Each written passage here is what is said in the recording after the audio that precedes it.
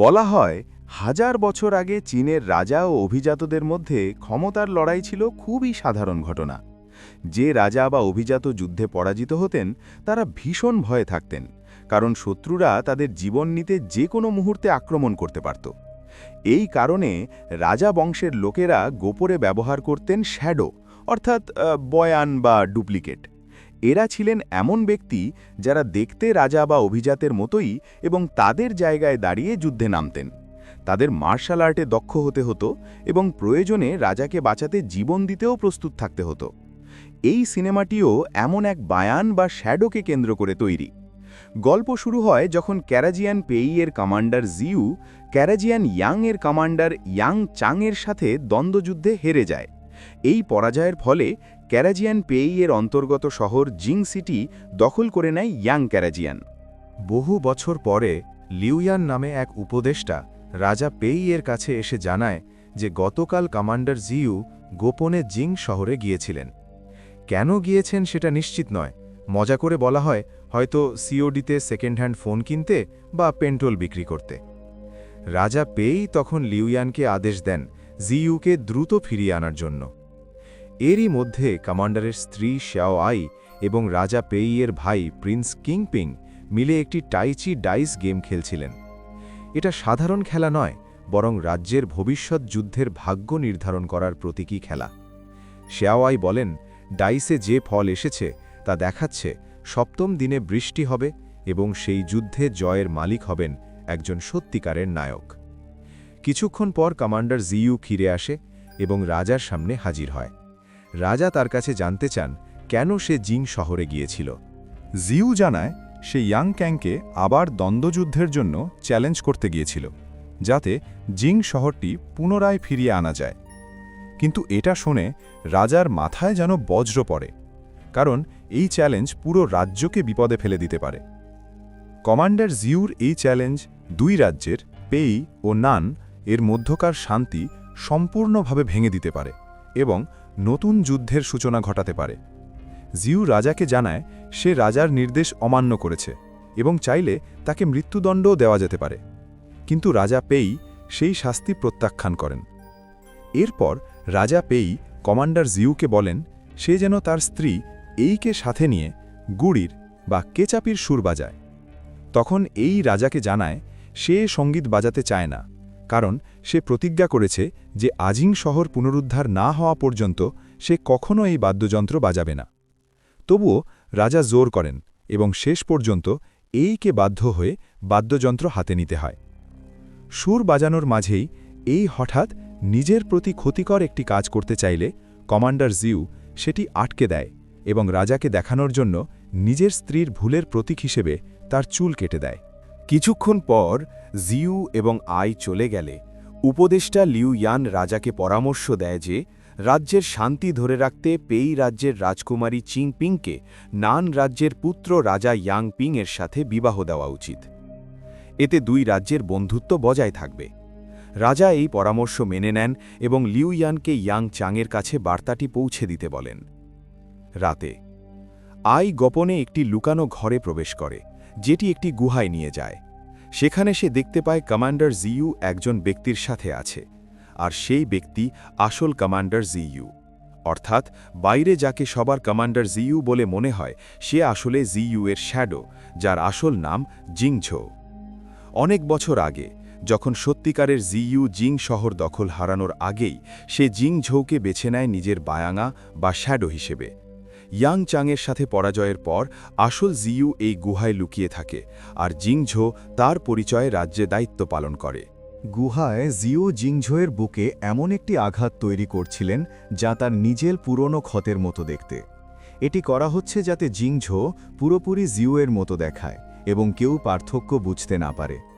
ক্ষত তৈরি করার পর এই ফিরে যায় কক্ষে বিশ্রাম নিতে, কিন্তু যেহেতু এই এবং জিংঝো আসল দম্পতি নয়, জিংঝো সম্মান দেখিয়ে আলাদা মেঝেতে শুয়ে ঘুমায়। পরদিন রাজা পেই গুরুত্বপূর্ণ সভা ডাকেন, যেখানে আলোচনা হয় কমান্ডার জিইউ এর সেই চ্যালেঞ্জ নিয়ে যা ইয়াংচংয়ের সাথে আবার যুদ্ধ ডেকে আনতে পারে। রাজা চান জিইউ যেন এই চ্যালেঞ্জ বাতিল করে, কিন্তু জিইউ তা প্রত্যাখ্যান করে, কারণ তার মতে জিং শহর পুনরুদ্ধার করা এখন অত্যন্ত জরুরি।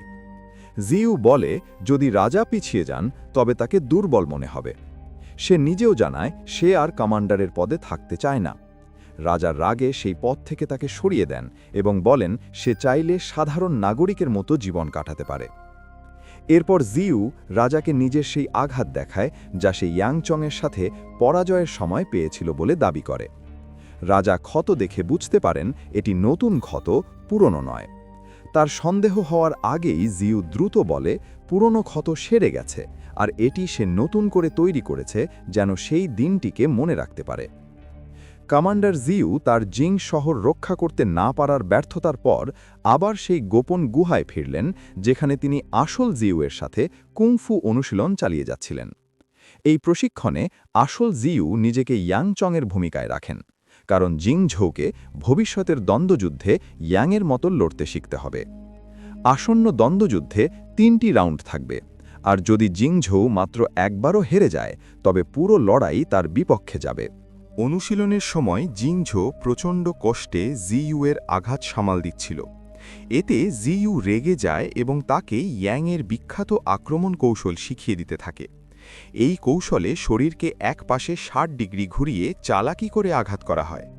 জিউ বলেন তিনি মাত্র অর্ধেক শক্তি ব্যবহার করছেন, তবুও জিংঝো সেই আঘাত ঠেকাতে পারছে না। এটা জিইউয়ের কাছে অপমানজনক মনে হয়, বিশেষ করে যুদ্ধশিল্পের দুনিয়ায়। পরদিন রাজা পেয়েই তখন ছবি আঁকছিলেন। হঠাৎ অ্যাডভাইজার লিউ ইয়ান তাড়াহুড়ো করে এসে জানালেন ইয়াংচাংয়ের ছেলের কাছ থেকে বার্তা এসেছে। সে রাজা পেই এর প্রস্তাব গ্রহণ করেছে, কিন্তু সমস্যা হল সে রাজকুমারী চিংপিংকে স্ত্রী নয়, উপপত্নী বা সেলির করতে চায়। এটা পেই রাজ্যের জন্য স্পষ্ট অপমান, কিন্তু রাজা পেই অবাকভাবে তা মেনে নেন। এতে রাজকুমারী চিংপিং ক্ষিপ্ত হয়ে ওঠেন আর সৈন্যবাহিনীর জেনারেলরাও রাজাকে ভীরু বলে সমালোচনা করেন। জেনারেল টিয়ান জ্যাং রাজার এই দুর্বল আচরণের বিরোধিতা করে যুদ্ধের অনুমতি চান, কিন্তু রাগে রাজা পেই তাকে পদচ্যুত করে দেন। টিয়ান চলে যাওয়ার সময় রাজা পেই তীর ছুঁড়ে তাকে আঘাত করতে চাইলেও লক্ষ্যভ্রষ্ট হন। আরও কাছে গিয়ে আবার চেষ্টা করতে গেলে চিংপিং বাধা দেন। চিংপিং এরপর ইয়াংচাংয়ের পুত্রের দেওয়া ছোট ছুরিটি দেখিয়ে ঘোষণা করেন তিনি নান রাজ্যের প্রস্তাব গ্রহণ করছেন এবং সেখানে উপপত্নী হিসেবে যাবেন। ইয়াংচাংয়ের প্রশিক্ষণ। এদিকে ইয়াংচাং তার ছেলেকে লাঠি তলোয়ার ব্যবহার করে যুদ্ধের কৌশল শেখাচ্ছিলেন। তাদের মধ্যকার আলাপ থেকে জানা যায় তারা দুজনই শুনেছে পেই রাজ্যের সবচেয়ে শক্তিশালী 2 যোদ্ধা চাকরি হারিয়েছে। এটা নান পক্ষের জন্য সুবিধা। গোপন গুহায় পরবর্তী প্রশিক্ষণ। গুহায় জিইউ এবং জিংঝৌ নতুন প্রশিক্ষণ শুরু করেন। পরামর্শ দেন যে জিংঝৌকে ইন আমব্রেলা স্টাইল নামে কোমল প্রবাহমান কৌশল শেখানো উচিত, যা ইয়াংয়ের আগুন সুলভ আক্রমণাত্মক কৌশলের বিপরীত। ইন কৌশলে রয়েছে অন্ধকার, পানি, কোমলতা। এই কৌশল দ্বারা ইয়াংয়ের তলোয়ারের তীব্র আঘাত সহজেই প্রতিহত করা যায়। জিইউ এর কথা মানেন এবং নিজে কৌশলটি প্রদর্শন করেন। কোমল গতিতে জিইউর আক্রমণ প্রতিরোধ করে দেখান এবং এমনকি ইয়াংয়ের প্রধান আঘাত প্রতিহত করে জিইউর হাত থেকে লাঠিটিও ফেলে দিতে সক্ষম হন। এতে জিইউ খুবই উচ্ছ্বসিত হয়েছে, কারণ অবশেষে এমন একটি কৌশল পাওয়া গেছে যা ইয়াংয়ের শক্তিকে ঠেকাতে পারে। তিনি আইকে নির্দেশ দেন জিংগিনুকে এই কৌশল শেখাতে। জিংঝৌকে আইয়ের গতিবিধি অনুসরণ করে কাছাকাছি থেকে প্রশিক্ষণ নিতে হয়, যাতে সে দ্রুত ইন কৌশল আয়ত্ত করতে পারে। তারা দুজন মিলে জিইউয়ের সাথে অনুশীলন করে এবং সফলভাবে তার আক্রমণ প্রতিহত করে। বাঁশবনে জিংঝৌ ও জেনারেল টিয়ান। অনুশীলন শেষে জিংঝৌ বাঁশবনে বাঁশি বাজাচ্ছিল। সেখানে জেনারেল টিয়ান এসে জিজ্ঞাসা করেন এই বাঁশিটি কোথা থেকে কিনেছে। জিংঝৌ মজা করে বলে অনলাইন শপ থেকে কিনেছে। এরপর সে বাঁশিটি টিয়ানকে উপহার দেয়, যাতে ওই বাঁশবনের বাসিন্দা কিছু অপরাধীকে নিয়ন্ত্রণ করতে টিয়ানের সুবিধা হয়। তারপর জিংঝৌ টিয়ানকে নিয়ে আসে সেই গোপন গুহায়, যেখানে আসল কমান্ডার জিইউ লুকিয়ে রয়েছেন। টিয়ান এটি দেখে বিস্মিত হয়ে যান। জেনারেল টিয়ান বিস্মিত হয়ে যায় যখন বুঝতে পারে যে আসল কমান্ডার জিইউ এতদিন এই গোপন গুহাতেই লুকিয়েছিলেন। জিইউ জানায় সে জিংঝৌকে নিজের বায়াঙ্গান বা শ্যাদো হিসেবে ব্যবহার করছে। এরপর জিউ তার একটি বড় পরিকল্পনা প্রকাশ করে। তিনি 3 জন পুতলা বা প্রতিনিধিকে ব্যবহার করবেন তার স্বপ্ন পূরণের জন্য। জিংজৌ যাবে ইয়াংচ্যাংয়ের সাথে দ্বন্দ্বযুদ্ধে। তিয়ান নেতৃত্ব দেবেন অপরাধীদের নিয়ে তৈরি একটি বাহিনীকে, যারা নদীপথ ধরে জিং শহরে আক্রমণ করবে। আর সবকিছু সফল হলে জিইউ রাজা পেইকে হত্যা করে নিজেই সিংহাসনে বসবে। তবে পুরস্কার হিসাবে তিয়ানকে প্রতিশ্রুতি দেয়, জিইউ রাজা হলে তাকে আবার সেনাপতি করা হবে। পরদিন তিয়ান অপরাধীদের ইন ইয়াং স্টাইলের লড়াই শেখাতে শুরু করে, যা সে অ্যাইয়ের কাছ থেকে শিখেছে। তিয়ান তাদের জানায় তারা জিং শহর ফিরে পাওয়ার জন্য বড় আক্রমণের প্রস্তুতি নিচ্ছে। অন্যদিকে গোপন গুহায় জিইউ আর জিংজৌ একসাথে চা পান করতে করতে জিংয়ের মায়ের কথা তুলল। জিইউ বলল তার মা এখনও জীবিত এবং সে জানে তিনি কোথায় আছেন। যদি জিংজৌ আসন্ন দ্বন্দ্বে ইয়াংচ্যাংকে হারাতে পারে, তবে সে জিংজৌকে মায়ের কাছে যেতে দেবে। কথা শুনে জিংঝৌ আরও দৃঢ় সংকল্পবদ্ধ হয়ে ওঠে। রাতে জিংঝৌ যখন নিজের কক্ষে ফিরে যায়, আই তাকে জানায় এটাই তাদের শেষ রাত একসাথে কাটানো। জিংঝৌ তাকে সাহায্য করতে চায়, কিন্তু সে টেরই পায় না যে জিইউ গোপন একটি গর্ত দিয়ে সবকিছু দেখছিল, এবং এতে সে জিংঝৌয়ের আচরণে বিরক্ত বোধ করে। ডুয়েল শুরু। জিংজৌ ও ইয়াংচ্যাংয়ের লড়াই শুরু হয়।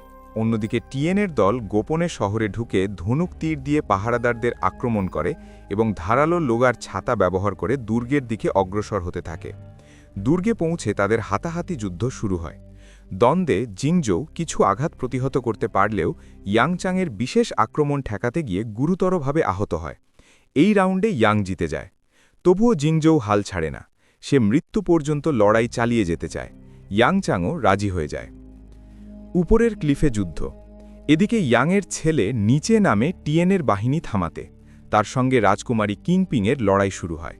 শেষ পর্যন্ত কিংপিং গুরুতর আহত হয়। মৃত্যুর আগে সে জানিয়ে যায় সেই মেয়ে যাকে ইয়াংয়ের ছেলে নিজের উপপত্নী করতে চেয়েছিল। এ কথা শুনে ইয়াংয়ের ছেলে বিস্মিত হয়, আর ঠিক সেই মুহূর্তে কিংপিং তার হাতে দেওয়া ছুরিটি তার বুকের দিকে চালিয়ে দেয়। ইয়াংয়ের ছেলে ঘটনাস্থলেই মারা যায়। অন্যদিকে জেনারেল টিয়েননান রাজ্যের পতাকা নামিয়ে দিয়ে ঘোষণা করে জিং শহর এখন পেই রাজ্যের দখলে ফিরে এসেছে। ডুয়েলের শেষ। নিজের ছেলে নিহত হয়েছে জানতে পেরে ইয়াংচ্যাং প্রচণ্ড ক্রোধে জিংজৌকে নির্মম আঘাতে ফেলে দেয়, ফলে জিংজৌ বাঁশের ধারালো অংশে আঘাত পেয়ে পড়ে থাকে।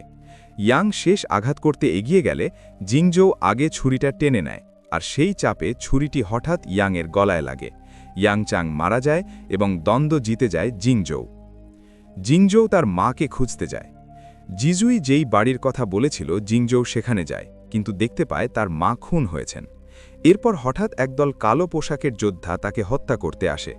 কিছুক্ষণের মধ্যেই রাজা পেই পাঠানো এক ঘাতক এসে জিংজৌকে রক্ষা করে। তারা রাজকুমারী কিংপিংয়ের মরদেহ সংগ্রহ করে। রাজার মন ভেঙে যায়। সে বুঝতে পারে তার ভুল সিদ্ধান্তের কারণেই বোন কিংপিং মারা গেছে। পরদিন বিজয় উদযাপন। পরদিন রাজা পেই জিং শহর পুনরুদ্ধারের ঘোষণা দেন।